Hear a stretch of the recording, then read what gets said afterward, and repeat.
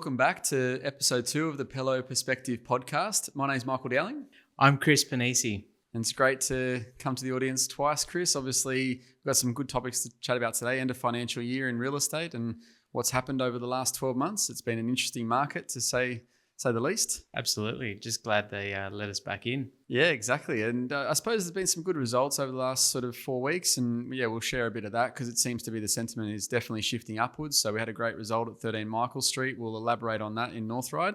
And obviously some upcoming auctions over the next 4 weeks, which is going to be quite interesting as well, just to test out that pre-spring rush. So we'll dive into that and elaborate in a lot more detail. Yeah, for sure. It sounds like it's going to be a busy time over the next few months. So definitely a bit of detail to get through. So Chris, over the last 12 months, it's been a bit of an up and down market in certain sort of sectors as far as office areas and things. But across the 3 offices of Pello, we finished with an absolute bang, selling just shy of $1 billion in residential real estate across the 3 territories that we take care of. Massive. Which is also, in a transaction sense, that's 370 properties that we've sold across the 3 offices, which if you look at families making their move and so on, that's 700 families that we've helped across all 3 areas in the last 12 months. An amazing achievement by the Pello team. For sure. It's just incredible. And it's been great to be a part of it, for sure. Yeah. And if we dial it down to the office by office stats, obviously we look after the Gladesville area and out of the Gladesville office, we've sold 170 properties, which is a great effort by the team. And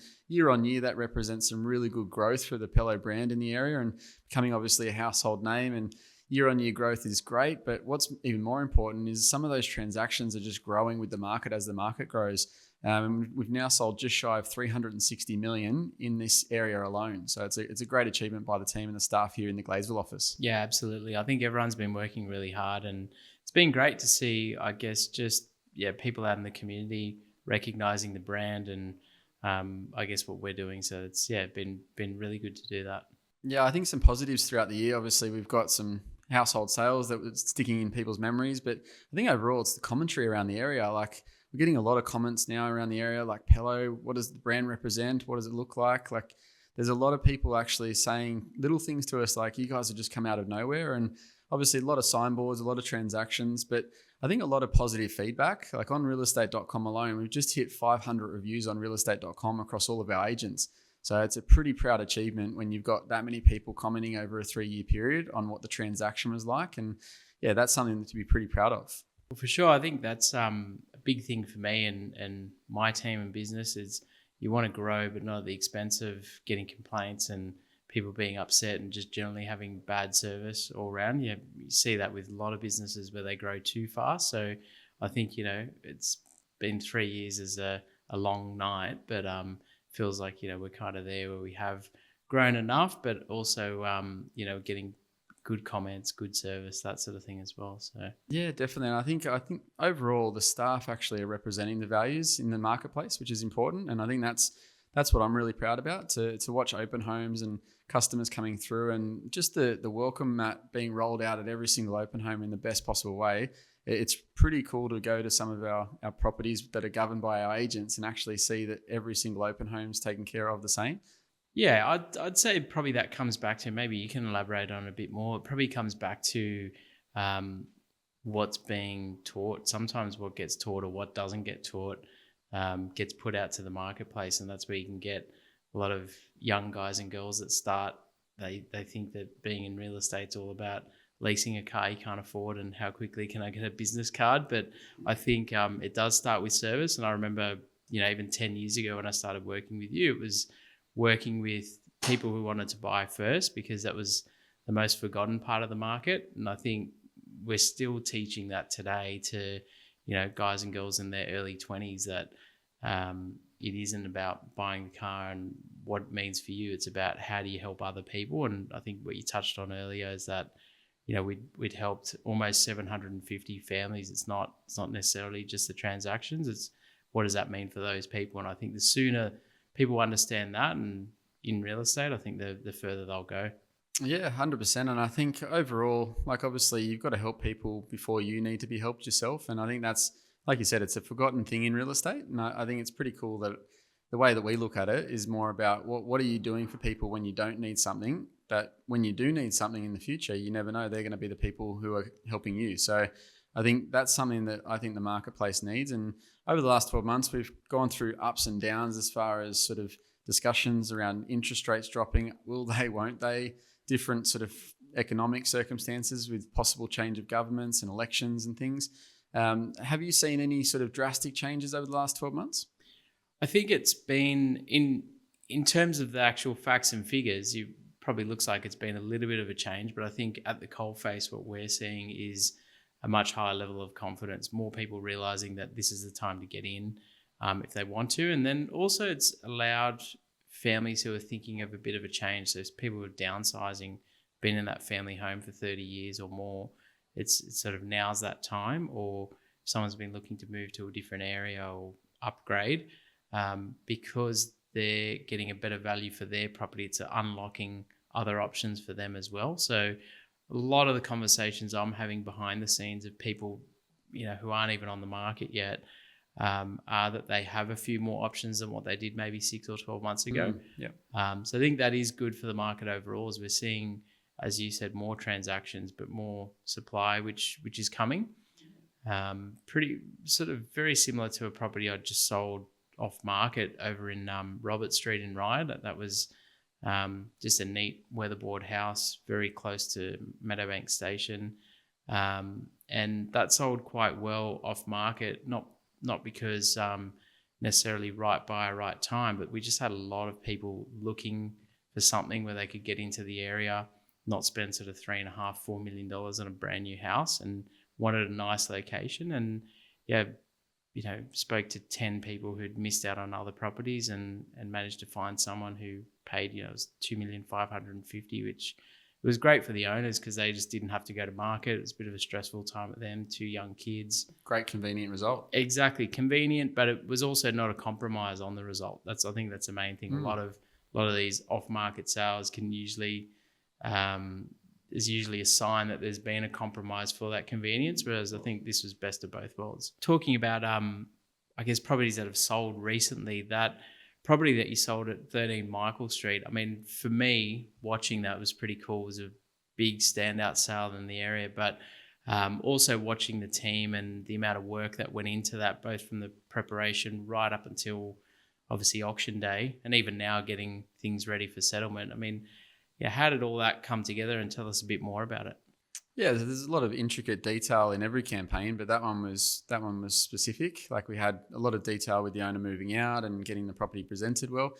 For those that aren't aware, the address was 13 Michael Street in North Ryde. It was an amazing auction we had over the last 4 weeks. We ended up selling it at auction for $4,480,000, which is now the highest sale price in North Ryde for 2025. We had 8 registrations at the auction. We had just shy of 100 inspections in 4 weeks. We issued 17 contracts on the property. Obviously, 17 contracts resulted in 8 registered bidders on the day. Out of those 8, 4 put bids in, which was pretty competitive. Obviously, the auction dynamic was interesting. The auction, I suppose, itself didn't kick off as though it was a very competitive auction. It took about 15 minutes to go from 3.5 to 3.9. It was almost like pulling teeth in those initial instances. A lot of the discussions that we were having around the backyard when we're walking from buyer to buyer was more along the lines of proving value. So it wasn't as if people wanted to pay that price. It was just they wanted to see others do it first. And I think without us sort of instigating that confidence throughout the bidding, I don't think we would have got there. But credit to the owner as well. They saw the competition starting to happen and obviously realised that was their opportunity to put the property on the market and let the market decide that little bit of an extra. And that's where we got that great results. Now, to get 4.5, say, for a project home, I suppose the property was built 5 years ago by Wisdom Homes. That's unheard of in North Ryde. The previous highest sale price for a project home in North Ryde was $4,090,000, which at the time was a great result. That was sold 12 months ago on Ford Street. But there's been a few different results since then, with architecturally designed homes being brand new, selling over $4 million. But for this now to be the highest in 2025, I think it's a really good sign of where the market's heading this year. Yeah, absolutely. I mean, do you think there was anything in particular about that home or the buyers or the location that seemed to just really gel? I mean, it's like you said, there was 100 inspections, but 4 people put up their hand. Like I think, and that's another thing maybe to chat about is like, is that happening everywhere or is that just this property? Or Well, I think it's definitely happening everywhere. Again, I think the owner made some really intelligent decisions. Like we gave them a suite of options to decide on as far as marketing and what they wanted to do and how they wanted to market the property. And some owners shy away from spending a little bit extra up front, but overall, like decisions to do like a really nice day to dusk drone video and get that out in the marketplace via social media. And I mean, realestate.com and Domain, although the cost for advertising is increasing every year on those main platforms, there is also different marketing suites that are available to get to a wider audience now.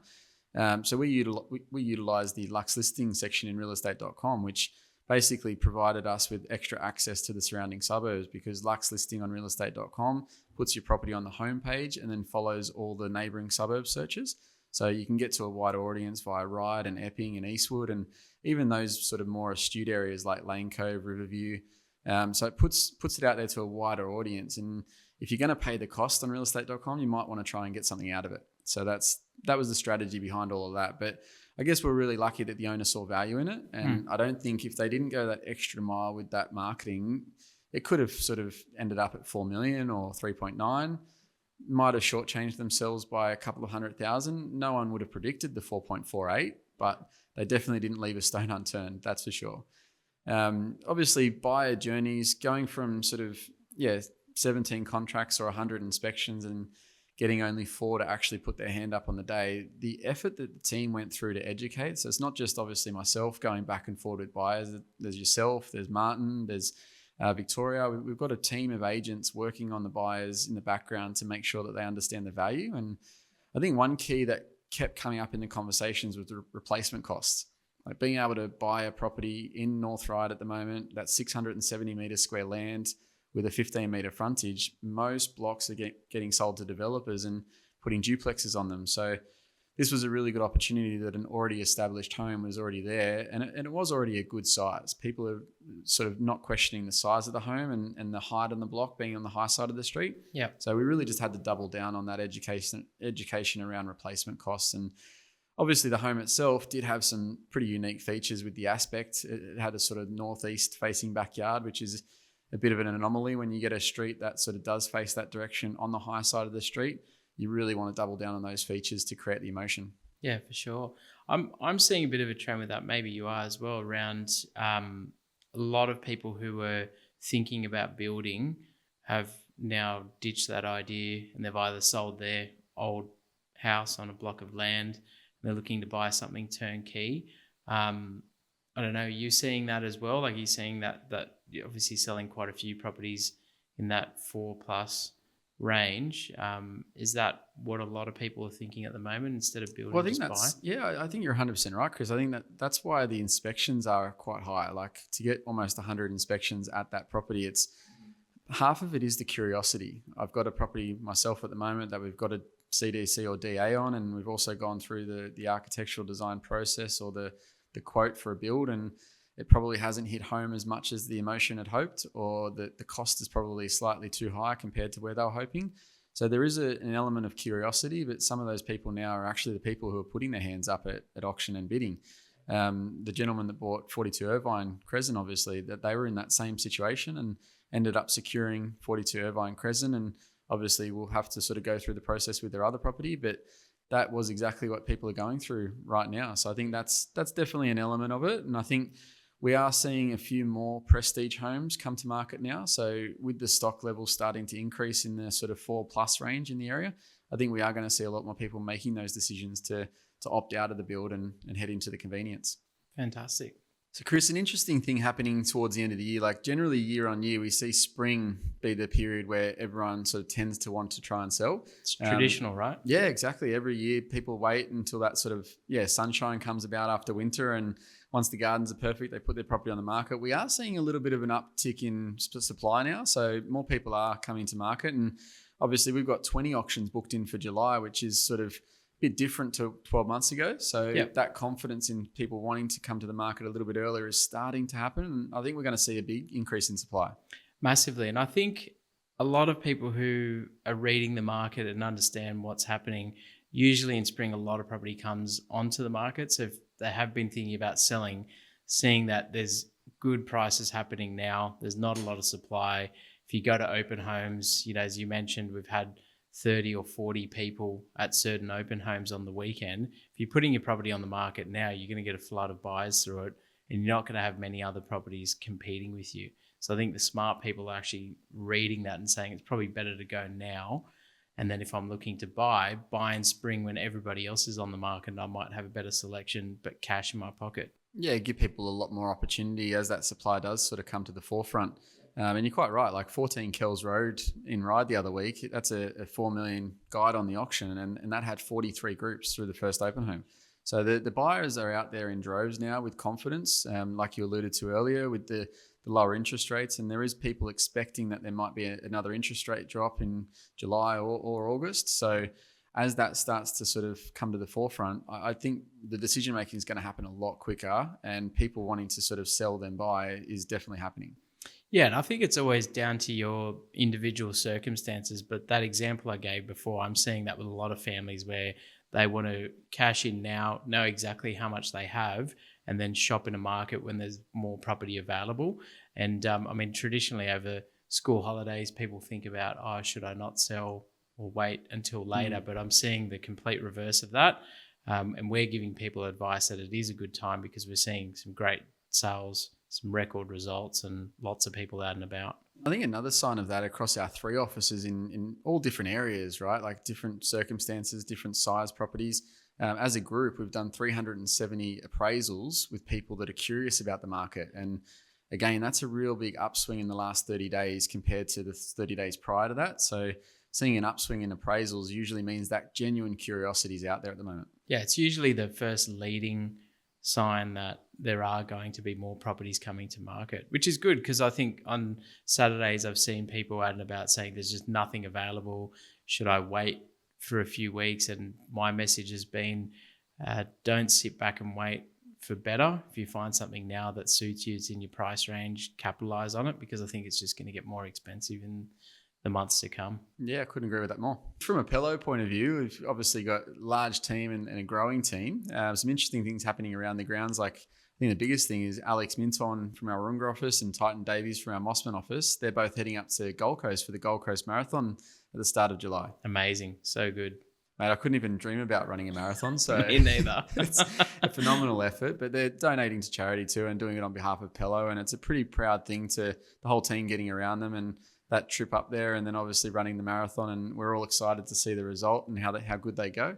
But just good on them for giving it a red hot crack. For sure. Alex will be killing it, much like he's doing in the Warringah office at the moment, killing it in the marathon, killing it in the market. So good on him. Yeah, he's had a big upswing in market share in that area, and good on him. The work and effort that he's putting in that area is obviously he's reaping the rewards. His clients are reaping the rewards. Coincidentally, next episode, Alex is going to be on, and we're going to be hearing from him himself in regards to what's happening around the Warringah market and sort of the upper North Shore. So we're very exciting to have him on next time. Yeah, look forward to seeing that one for sure. As always, Chris, if anyone has any further questions and wants any extra information about the market, they can just reach out to us personally or via our website.